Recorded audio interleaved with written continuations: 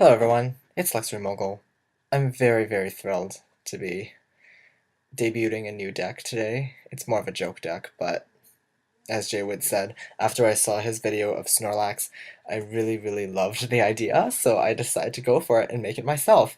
I believe, yeah, I started actually with a Pokemon, which is really rare, because there's only 4 Pokemon in this deck, and there's no energy, and it's basically a whole ton of trainers, a lot of Hypnotoxics, a lot of Burbank City, and basically a lot of trainers to help you get those Hypnotoxics and catchers, of course, uh, just to basically catcher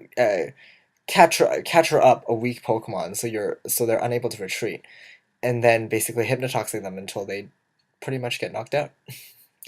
It's a lot of fun to play, as with a lot of the other decks that don't really do damage. I really enjoyed Durant when it was here, and I actually do have a full set today, so I play Verbank, and I play Hypnotoxic Laser, and it will do 30 damage to Dynamo and knock it out immediately.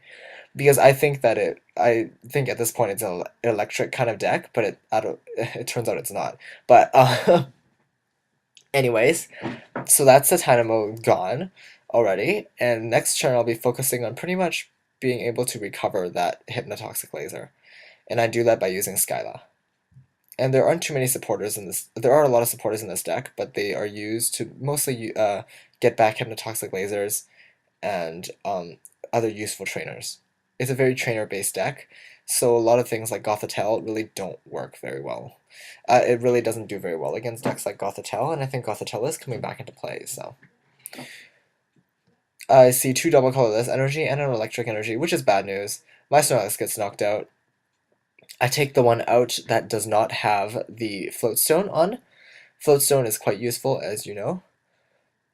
I use Shadow Triad, which basically lets me rescue any plasma card back from my discard pile, and I decide to rescue Hypnotoxic Laser.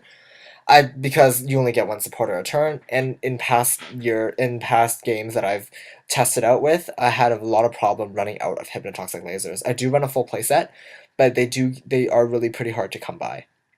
By now, the Mewtwo is pretty much sitting at 120 damage, I believe, and it's pretty much a goner after its next turn if it doesn't retreat.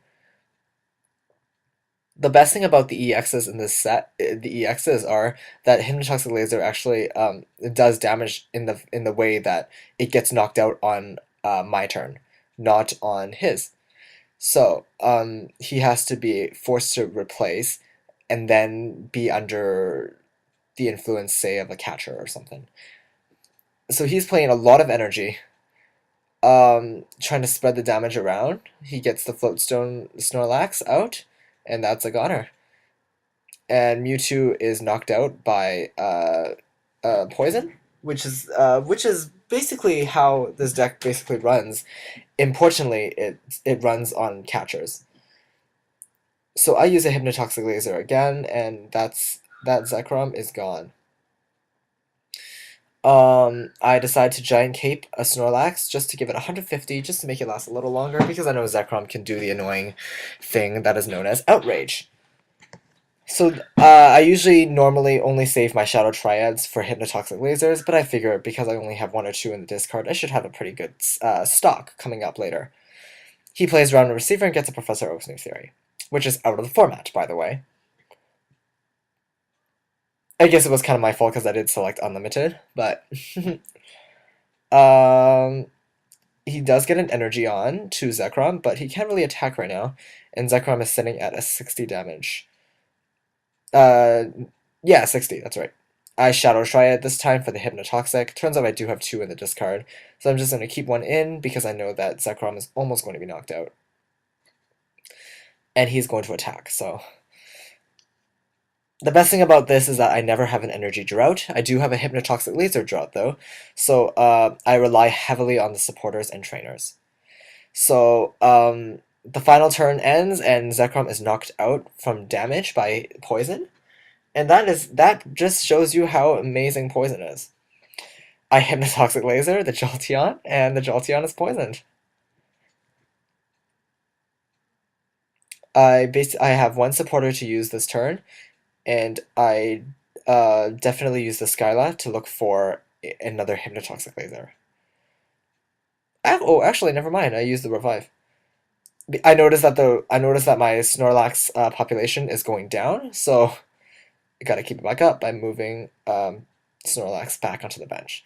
And Snorlax being 130, it is pretty hard hitting Pokemon, considering it's only a it's a basic and it's non EX.